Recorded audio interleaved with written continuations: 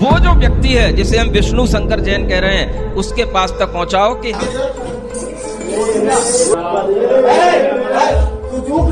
कि गिरनार पर्वत के लिए भी हमारे पास में सभी प्रकार के साक्ष्य हैं।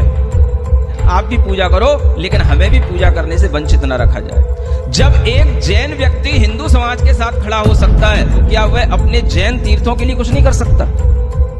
क्या आप इतना भी नहीं कर सकते? उस व्यक्ति तक कोई भी पोस्ट बनानी चाहिए और उस व्यक्ति के पास तक इतनी पोस्ट पहुंचनी चाहिए। आज के समय में कोई सबसे बड़ी चीज है तो मैं आपसे कह रहा हूं गिरनार सबसे बड़ी चीज है। जिस गिरनार की चंद्रगिरी पर्वत पर आचार्य धर्मसेन महाराज रहे, जिन्होंने वहां बैठ करके श्रुत की रक्षा की, उस एकांत में, उस गुफा में हम भी आचार्य महाराज के साथ में बैठे हैं, गए हैं और वहां पर रुके हैं, देखा है कि वह गुफा कितने एकांत में, कितनी ऊंचाई पर है और वहां पर रह करके आचार्यों को इतनी चिंता धर्म की रक्षा की, शास्त्र की रक्षा की, और हमें आज बिल्कुल भी कोई चिंता नहीं उन आचार्यों की, उन स्थानों की। अगर यह भारतीय संविधान का नियम है कि स्वतंत्रता के बाद भी लोग अपने धर्म स्थलों की पूजा आराधना करने की पूरी अपने अंदर एक वात्सल्य और सौहार्द भाव के साथ में आधिकारिक स्थिति रखते हैं, तो आप लोगों को यह बात आज उठानी चाहिए कि गिरनार पर्वत के लिए भी हमारे पास में सभी प्रकार के साक्ष्य हैं।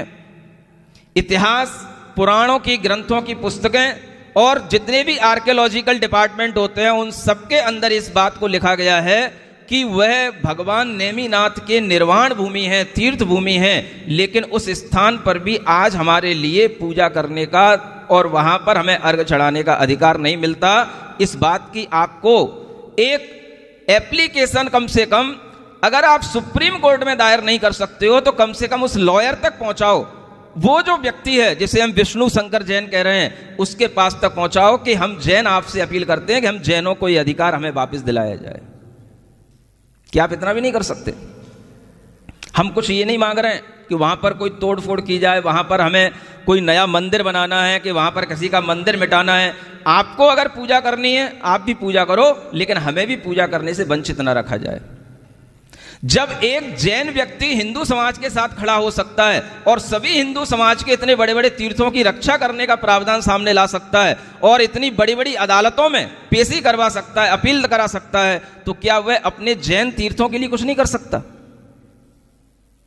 ये करना चाहिए।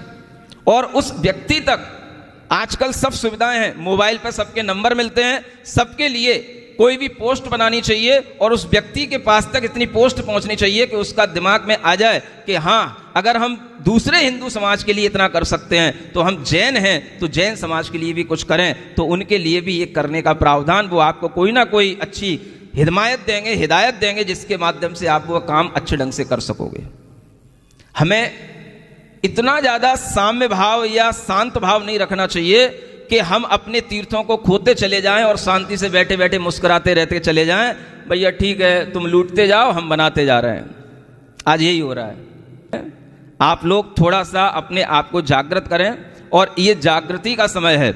जब सब लोग अपने अपने अधिकारों की बात कर रहे हैं तो आपको भी अपने अधिकार साम्य भाव से, शांत भाव से उन अदालतों के माध्यम से इतने मांगने चाहिए ताकि हमारे बड़े बड़े तीर्थंकर जिनकी निर्वाण भूमियां हैं वो निर्वाण भूमियां तो कम से कम हमारे लिए दर्शन और पूजन के लिए सुरक्षित रहें।